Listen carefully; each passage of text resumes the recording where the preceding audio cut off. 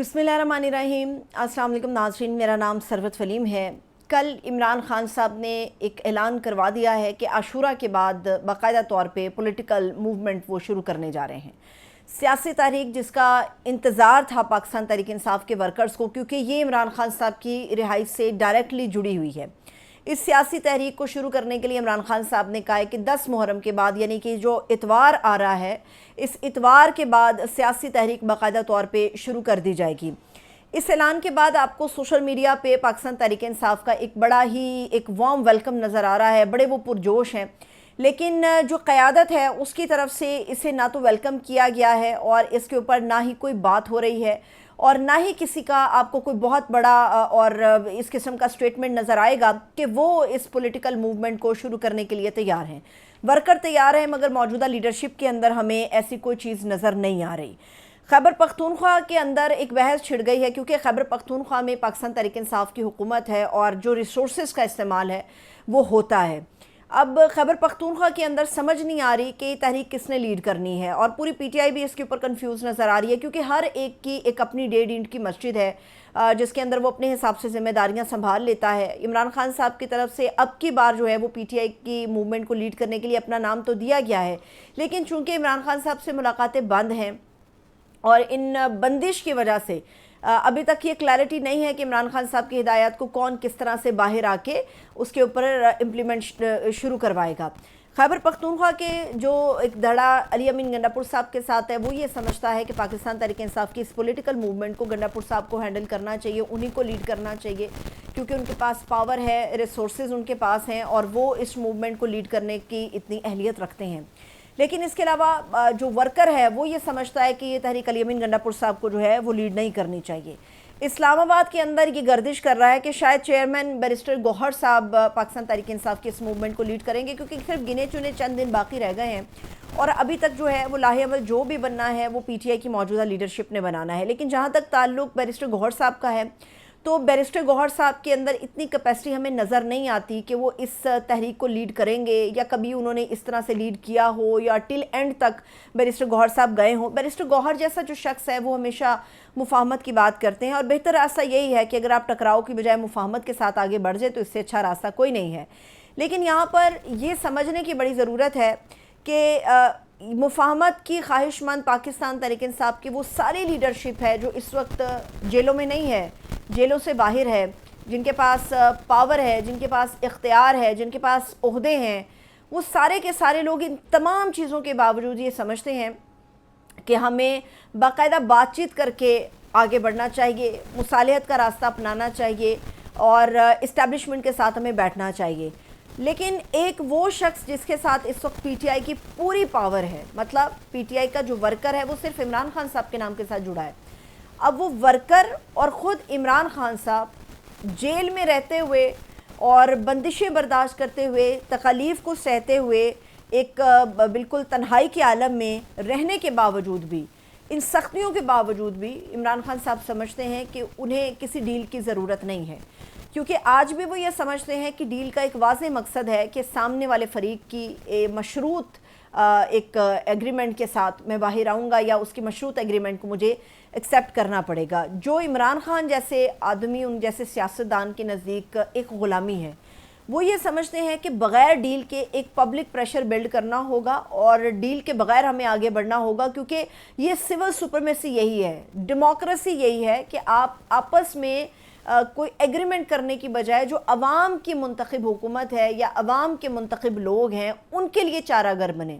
اور عمران خان صاحب اسی وجہ سے جیل میں ہونے کے باوجود ڈیل کے خواہش مند نہیں ہیں، لیکن پی ٹی آئی کی پوری لیڈرشپ جو اس وقت جیلوں سے باہر ہے، ان میں اگر 10 لوگ ہیں تو 9 اس میں وہ لوگ شامل ہیں جو یہ سمجھتے ہیں کہ ہمیں اسٹیبلشمنٹ کے ساتھ ڈیل کر کے باہر آ جانا چاہیے۔ بیرسٹر گوہر صاحب نے کہا کہ جی جو 26 نومبر کو ہوا اسلام آباد کے اندر، اس کے بعد ہمارا اسٹیبلشمنٹ سے ایک تعلق بنا اور این ممکن تھا کہ وہ تعلق چلتا، مگر اسٹیبلشمنٹ کے ساتھ وہ تعلق نہ چل سکا، اگر چلتا تو بہت اچھا تھا۔ یہ تعلق کس نے ختم کیا؟ پہلے تو بیرسٹر گوہر اس چیز کے اوپر کچھ لب کشائی کرے، اور سیکنڈلی یہ کہ اگر یہ تعلق عمران خان صاحب کی وجہ سے ختم ہوا تو اس کی ایک واضح وجہ ہے کہ آج بھی آپ اپنے گھر کے نرم بستر پر سوتے ہیں، عمران خان سخت بستر پر سوتا ہے۔ عمران خان صاحب گرمی میں رہتے ہیں اور سنا ہے کہ ان کی حالت کچھ زیادہ اچھی نہیں ہے، لیکن جن لوگوں نے کچھ ٹائم پہلے عمران خان صاحب سے ملاقات کی ہے وہ آج بھی عمران خان صاحب کے اس صحت کے معاملے میں جب بات کرتے ہیں تو بتاتے ہیں عمران خان صاحب بالکل درست ہیں، لیکن عمران خان صاحب کی جب بہنیں بات کرتی ہیں تو وہ ہمیشہ بتاتی ہیں، ظاہر سی بات ہے بہنوں کی ایک خاص قسم کی محبت، بہن بھائیوں کا آپس میں خاص پیار ہوتا ہے، لیکن جو یہ سٹیٹمنٹس ہیں کہ عمران خان صاحب کمزور ہو گئے ہیں، ان کی طبیعت کچھ اچھی نہیں ہے یا ان کے جسم سے ماس کم ہو رہا ہے، تو اس کا واضح مطلب یہ ہے کہ ایک سنسنی پھیل رہی ہے، ایک پرابلم کریٹ ہو رہا ہے، مخالف مضبوط ہو گئے اس طرح کے جملوں سے۔ اب کرنا کیا ہے؟ چارہ گری یہ ہے کہ خیبر پختونخوا کی حکومت میں مولانا فضل الرحمان صاحب کے ساتھ بیٹھنا پڑے گا۔ مولانا فضل الرحمان صاحب اور پی ٹی آئی کی کاز ایک ہے اور یہ دونوں مل کے حکومت کے لیے مشکل کھڑی کر سکتے ہیں، لیکن یہاں پہ انا کے بہت بڑے بڑے بت ہیں جو پاش ہونے سے ڈرتے ہیں، اور ان کا یہ خیال ہے کہ مولانا فضل الرحمان صاحب کے ساتھ بیٹھنا جو ہے اس میں عمران خان کی رہائی اگر ہو بھی گئی تو ہمارا کیا بنے گا، یا یہ بھی ایک سوچ ہے کہ مولانا فضل الرحمان صاحب جو ہیں ان کے پاس بار بار جاتے ہیں، وہ ہماری بات نہیں سنتے، لیکن جو اطلاعات میرے پاس ہیں اس کے مطابق مجھے یہ معلومات ملی ہیں کہ مولانا فضل الرحمان صاحب کے ساتھ جو ہے معاملات گڑبڑ کرنے میں پی ٹی آئی کے کچھ غیر سنجیدہ لوگوں کی ہی ایک ان کی انوالومنٹ تھی۔ عمران خان صاحب کی جو رہائی ہے وہ ایک پولیٹیکل میٹر ہے، اس کو پولیٹیکل بنیادوں پہ حل کرنا ہوگا، اور سیاسی حل سڑک پہ آنے کے بعد کوئی بھی ابھی اس کے علاوہ نہیں بچا، لیکن سڑک پہ آنے کے لیے کیا پی ٹی آئی کے پاس وہ پاور ہے؟ ہمیں اس کا جواب ملتا ہے نہیں۔ اس کی وجہ یہ ہے کہ اس وقت حکومت نے بھی اعلان کر دیا کہ اگر پاکستان تحریک انصاف موومنٹ شروع کرے گی تو پھر ان کے ساتھ سختی سے نمٹا جائے گا، اور جس نوعیت کی غلطیاں پاکستان تحریک انصاف کر رہی ہے، بہت سارے لوگوں کو اس چیز میں بہت زیادہ شکوہ ہوگا کہ جی رانا ثناء اللہ صاحب کی بات کی ہم بات کرتے ہیں۔ رانا ثناء اللہ صاحب نے یہ جو بات کی ہے نا، تو وہ کہتے ہیں کہ اشارہ کافی ہوتا ہے، وہ یہ بات بالکل درست کر رہے ہیں کہ پاکستان تحریک انصاف کی لیڈرشپ جو غلطیاں کر رہی ہے، اور اس سے مراد وہ ساری لیڈرشپ ہے جو اس وقت جیل سے باہر ہے، اور یہ صرف رانا ثناء اللہ صاحب کی سوچ نہیں ہے، یہ ایک عام ورکر کی بھی سوچ ہے جو پی ٹی آئی سے منسلک ہے، جو عمران خان صاحب سے محبت کرتا ہے اور ان کی محبت میں پی ٹی آئی سے منسلک ہے، وہ کسی ایکس وائی زی کی محبت میں گرفتار نہیں ہے۔ ان تمام لوگوں کا بشمول رانا ثناء اللہ صاحب کا یہ خیال ہے کہ پاکستان تحریک انصاف کی لیڈرشپ جو غلطیاں کر رہی ہے موجودہ حالات میں، اس سے تو ایک اور 8 فروری ہو جائے گا، تو اس کا مطلب یہ ہے کہ ان کو سنجیدگی سے ان معاملات کو دیکھنا چاہیے، ان کو تمام اپوزیشن جماعتوں کے ساتھ بیٹھنا چاہیے اگر عمران خان صاحب کی اس پولیٹیکل موومنٹ کو کامیاب کرنا ہے۔ اب آتے ہیں ایک اور معاملے کے اوپر کہ جو پنجاب کی چیف منسٹر ہیں مریم نواز، انہوں نے ایک انسٹیٹیوٹ کو اپنے نام کے ساتھ منسوب کر دیا، تو اس کے اوپر بہت زیادہ کرٹیسزم آ رہا ہے۔ دیکھا جائے تو کرٹیسزم بنتا بھی ہے، اس کی سب سے اہم وجہ یہ ہے کہ جو بلند و بانگ ٹاور تعمیر ہوتے ہیں، سڑکیں بنتی ہیں، یہ جو بڑے بڑے اسپتال کھڑے ہوتے ہیں، مساجد بنتی ہیں، یا جن چیزوں کا بھی آپ حوالہ دیں سیمنٹ سریے کے حوالے سے، تو یہ عوام کی ٹیکس پیئر مانی ہے، یہ ٹیکسوں سے حاصل ہونے والا پیسہ ہے جو فلاحی کاموں کے لیے استعمال ہوتا ہے، جو گورنمنٹ کے طور پہ فلاحی کام کے لیے استعمال کیا جانا ہوتا ہے۔ یہ جس انسٹیٹیوٹ کو انہوں نے مریم نواز کارڈیو انسٹیٹیوٹ کا نام دیا ہے، یہ آج سے 4 سال پہلے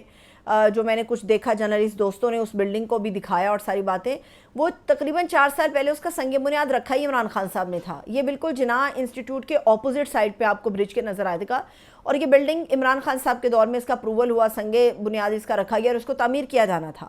لیکن ہر چیز کے اوپر یا تو نواز شریف صاحب کا نام ہے، میٹرنٹی اسپتال ہو گئے، چھوٹی موٹی جو کلینکس ہیں، کلینکس آن ویلز، ان کے اوپر مریم نواز کا نام، کہیں پہ گلی کے اوپر مریم نواز کا نام، نواز شریف صاحب کا نام، اور یہ سارے نام جس طرح سے رکھ رہے ہیں، اس پہ انصار عباسی صاحب نے بڑی اچھی تجویز دی ہے کہ جس طرح سے عوام کے ٹیکس کے پیسوں کے اوپر ذاتی تشہیر ہو رہی ہے، تو یہ تو شروعات ہے نا، آنے والی حکومتیں اس میں پتہ نہیں نہ جانے کیا کیا کریں گی، تو ان کو تو اس صوبے کا نام تبدیل کر کے پنجاب صوبے کی بجائے جو ہے نا صوبہ مریم نواز رکھ لینا چاہیے، کیونکہ ہر چیز کے اوپر مریم نواز کی تختی ہے، ہر چیز کے اوپر نواز شریف صاحب کی تختی ہے، اور نواز شریف صاحب کو نون لیگ سمجھتی ہے یہ قائد اعظم ثانی ہے، یہ میں آپ کو بتا رہی ہوں، یہ بالکل فیکٹ ہے، وہ یہ سمجھتے ہیں کہ نواز شریف صاحب قائد اعظم ثانی ہے۔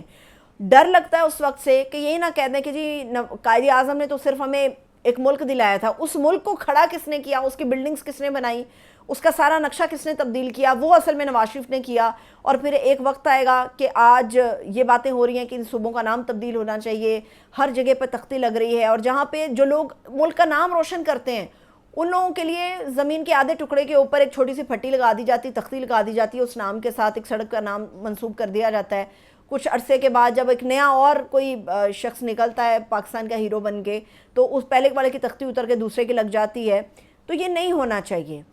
یہ قطعی طور پہ جو ہے وہ قبول نہیں ہوگا اور پبلک کا ریئیکشن اسی وجہ سے. اور یہی لگتا ہے کہ جب ہم دی ہوئی حکومتوں کو، ملی ہوئی نہیں، دی ہوئی حکومتوں کو ذاتی تشہیر کے لیے استعمال کرتے ہیں، اپنا نام بنانے کے لیے. کام ہی ایسا ہونا چاہیے کہ بندے کا نام روشن ہو جائے. کہنے کو پوری اس وقت پولیٹیکل ایلیٹ کہتی ہے کہ عمران خان نے کیا ہے، لیکن آج بھی جب بات ہوتی ہے تو سب سے پہلے عمران خان کا نام آتا ہے. اجازت دیجیے، اپنا خیال رکھیے. خدا حافظ.